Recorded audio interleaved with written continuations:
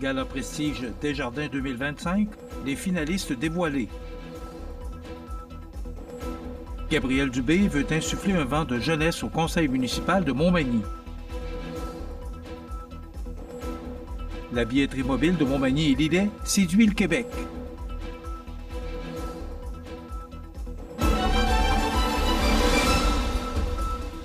Vendredi 3 octobre 2025. Bonjour mesdames et messieurs et bienvenue à votre bulletin d'actualité sur le réseau de télévision CEMA TV. La Chambre de commerce de la MRC de Montmagny a dévoilé les finalistes du Gala Prestige Desjardins 2025. En effet, le jury réuni le 25 septembre dernier a rencontré chacune des entreprises sélectionnées dans les différentes catégories. En production manufacturière, industrielle ou de distribution, les finalistes sont Étiquette PDF et Le Temps des Cigales. Dans la catégorie entreprises de services commerciaux, on retrouve Mireille Dubé, MNA LMI Canada, Sergent Détergent ainsi que VO2 Gym. Pour le commerce de détail, 3 entreprises se démarquent, Animalerie Montmagny, Mode Sans Frontières et Tapis Montmagny. La catégorie implication sociale et philanthrope met en valeur Le Temps des Cigales, Restaurant à la Rive et VO2 Gym. En restauration, les finalistes sont Babel Café, Michoui des Appalaches et Restauration de la Rive. Du côté du tourisme et de la culture, on retrouve Femmes l'apprenti, les Maisons du Grand Héron et Sanctuaire de loup Loupeau.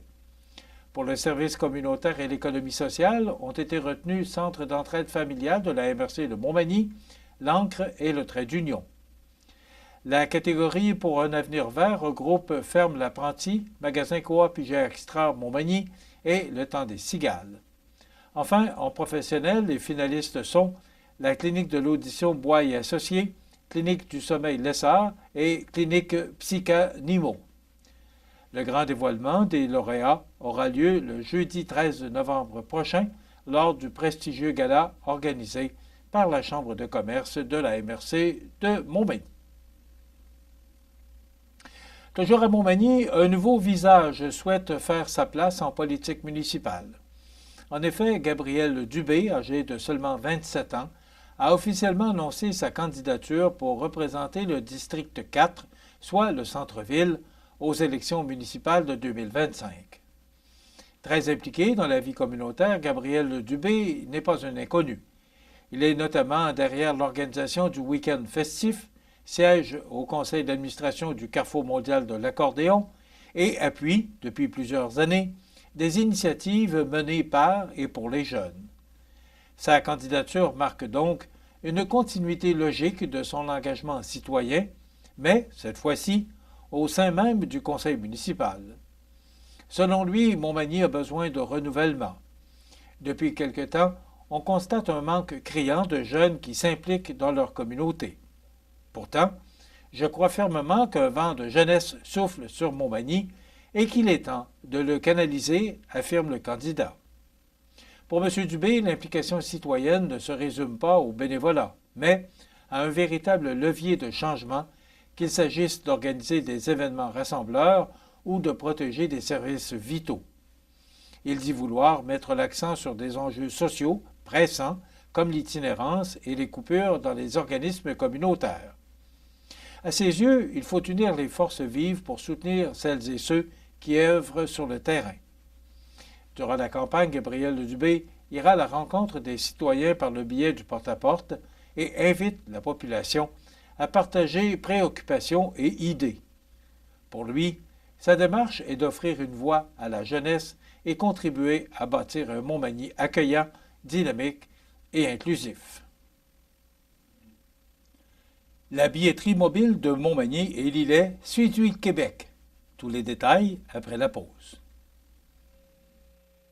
Le restaurant Pizzeria Porto Bellissimo, un incontournable à Saint-Jean-Port-Joli. Pizza débordante de garniture, menus variés et abordables. Délicieux desserts avec des produits de grande qualité des gâteries de l'Ami. Porto Bellissimo et les gâteries de l'Ami, route de l'église à Saint-Jean-Port-Joli.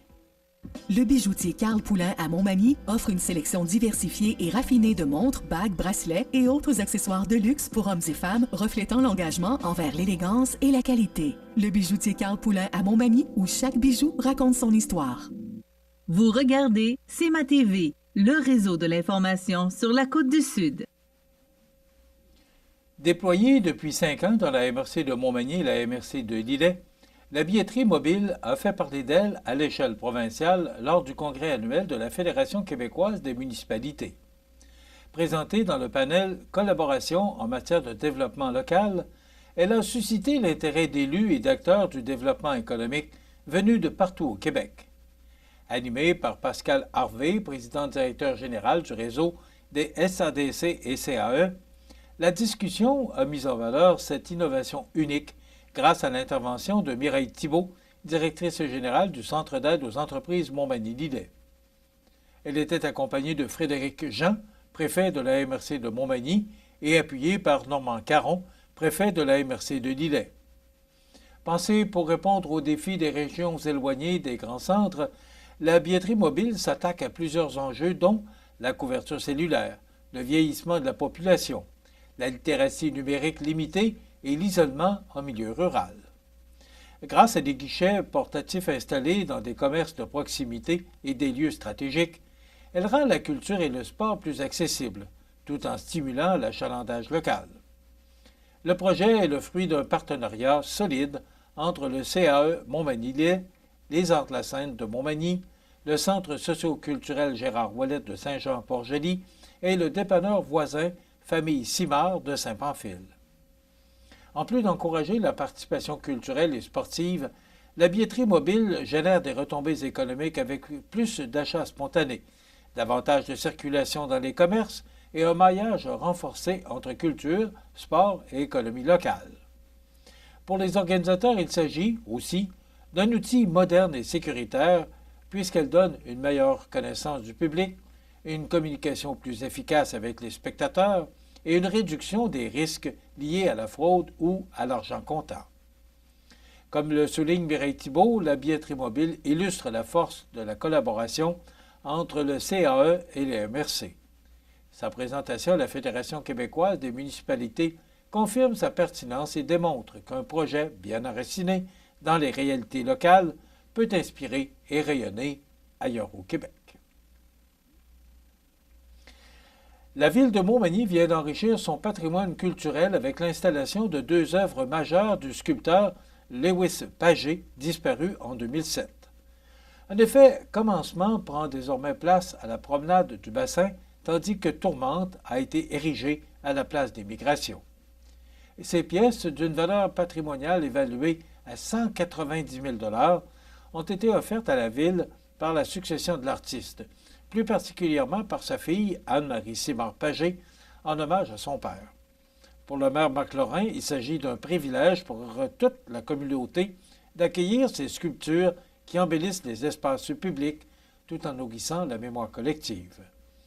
Commencement illustre la naissance et l'élan créateur, alors que Tourmente rend hommage aux femmes des villages riverains du Saint-Laurent qui ont fait preuve de courage et de résilience durant l'été 1759 face à l'invasion britannique. L'installation, évaluée à 10 000 $, a été réalisée grâce au soutien du ministère de la Culture et des Communications dans le cadre de l'entente de développement culturel. Ces 2 œuvres viendront, désormais, renforcer la vitalité artistique et le rayonnement du patrimoine magny-montois.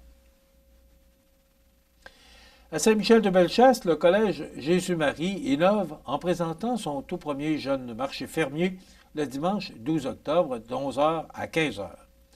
L'événement se tiendra dans le stationnement de l'espace créatif Dina Bélanger au cœur du village. Cette initiative met de l'avant l'esprit entrepreneurial et les qualités organisationnelles des élèves, qui accueilleront près d'une dizaine de producteurs locaux venus partager et vendre leurs produits. Pour l'occasion, le Café de l'espace créatif ouvrira aussi ses portes. En cas de mauvais temps, le marché sera relocalisé au rez-de-chaussée du collège. Dès 11h30, l'établissement profitera de l'occasion pour dévoiler un tout nouveau projet communautaire. Un détail pratique à retenir est que les visiteurs devront prévoir de l'argent comptant pour leurs achats. Une première édition qui met en valeur la relève et le dynamisme de toute la communauté scolaire et régionale.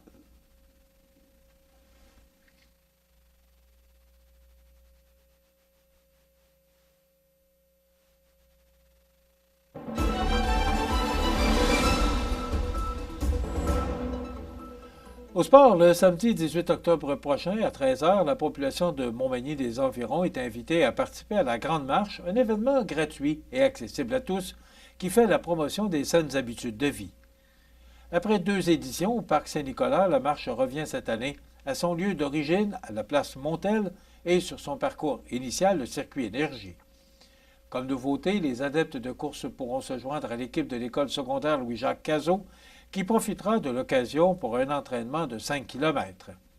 Dès midi, marcheurs et coureurs de tous âges sont attendus pour profiter de l'animation et recevoir, gratuitement, un foulard tubulaire aux couleurs de l'édition 2025. Après un échauffement collectif, les participants prendront le départ en débutant par les coureurs, puis, ensuite, les marcheurs, afin que chacun progresse à son rythme et en toute sécurité. L'inscription en ligne au ville.montmagny.qc.ca/on marche est recommandée pour faciliter l'organisation. Les groupes, entreprises, clubs sportifs et organismes sont particulièrement encouragés à participer et à porter fièrement leurs couleurs. Pour des raisons environnementales, les participants doivent apporter leur propre gourde puisqu'aucune bouteille d'eau ne sera distribuée sur le site. Organisée par la ville de Montmagny, les enfants de cœur et le groupe de médecine familiale de Montmagny, cette activité recherche aussi des bénévoles qui doivent s'inscrire avant le 5 octobre. Rappelons que la Grande Marche, propulsée par le Grand Défi Pierre Lavoie et la Fédération des médecins omnipraticiens du Québec, se tiendra simultanément dans plus de 100 villes au Québec pour souligner l'importance de l'activité physique dans la prévention de nombreuses maladies. En terminant, voici le programme sportif des différentes ligues de hockey cette fin de semaine. D'abord, du côté de la Ligue junior 3A, l'Everest de la Côte-du-Sud, qui a connu une fin de semaine parfaite le week-end dernier, par 2 victoires en 2 matchs, affrontera l'Indigo de Granby ce vendredi soir, 19h45, à l'Aréna de Montmagny. Dans la Ligue de hockey Côte-Sud, les activités reprennent avec un calendrier régulier de 4 parties à l'affiche ce week-end. 3 de celles-ci auront lieu ce vendredi 3 octobre, dont Sainte-Marie, qui visitera les Hunters de Saint-Prosper à 20h. À 20h30, Saint-Jean-Port-Joli amorcera sa saison locale en recevant la visite du Family Prix de Saint-Joseph. À 20h45, les Éperviers de Saint-Charles recevront la visite des champions de la saison et des séries 24-25, les Mercenaires de Lotbinière. Le 4e match du week-end sera présenté samedi soir à Saint-Damien, alors que le Plastique Mort recevra le Décor Mercier de Montmagny, rencontre qui s'amorcera dès 19h30. Dans la Ligue de hockey junior 2A, match d'ouverture de la saison 25-26 dimanche 5 octobre, 14h, à l'Aréna de Montmagny, alors que le Caron Industrie recevra les Beaucerons de Sainte-Marie. Dans la Ligue de hockey olympique de Montmagny, les activités reprennent en fin de semaine puisqu'un programme double est présenté samedi soir, 4 octobre, dès 20h. Pour le premier programme, le Pavage Jéricho affrontera Armoire-Mathurin et par la suite, à 21h30, le Hockey Pneu se mesurera au restaurant à la Rive. Voilà ce qui complète votre bulletin d'actualité de ce vendredi 3 octobre. Dans un moment, les prévisions de la météo et le menu de cette émission du 3 octobre. Dans quelques instants, on vous présente une entrevue avec Annick Lachance, qui est chargée de projet pour le Carrefour Région Montmagny. Après quoi, on reçoit M. Jérôme Théberge, qui est candidat dans le district numéro 5 aux prochaines élections municipales de la ville de Montmagny.